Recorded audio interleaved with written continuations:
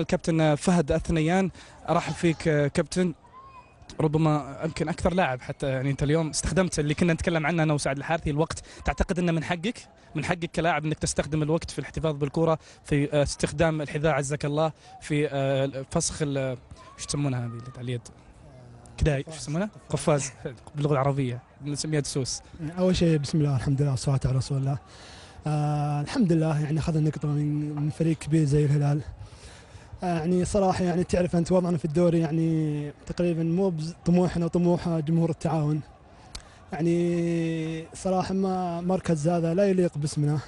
يعني الحمد لله نقطه من احسن من لا شيء. بالنسبه لسؤالك يعني هذا حق مشروع لي. الهلال شفت يعني بعد تسجيل الهدف بدا الضغط مكثف علينا. لابد يعني نريح شوي ونخفف الضغط علينا يعني بالخبث الكروي بما يسمى. وسماه سعد خبث كروي ولكنه يطالب بكره نزيهه. كابتن، هل هذه توجيهات من المدرب؟ تكون توجيهات من المدرب ام منكم كلاعبين؟ والله اكيد في توجيهات من المدرب، بس يعني اغلب الوقت يعني نستخدم احنا يعني جوا الملعب. تعرف يعني صار الفريق الخصم ضاغط عليك ويعني بكثافه زي الهلال تشوف احنا نهاجم تقريبا 6 مهاجمين او 7 مهاجمين. يعني بكل تاكيد يعني لازم يكون هناك خبث كروي بما يسمى. تاخير وقت هذا حق مشروع لي ولاي لاعب بالمباراه. كابتن، على المستوى الفني اليوم الشوط الاول كنتوا افضل، يعني في لحظات كثيره من المباراه. الفكر اللي كان واضح انه توجيه المدرب واضح انه كان استخدام الهدوء كثير في الشوط الاول، شاهدنا هدوء حتى في تمريرات الكوره.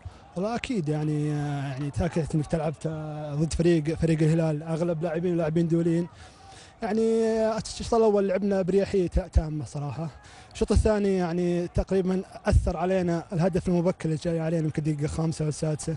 اثر علينا مما يعني بسبب ضغط من جانب الهلالي، مما حصل يعني سوء تمركز بمراكز اللاعبين. تقريبا هذا السبب خلانا يعني ما نظهر بالصوره اللي ظهرنا بالشوط الاول.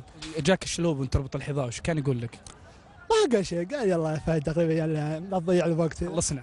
اكيد. يعطيك العافيه. يعافيك ربي ان شاء الله. شكرا الكابتن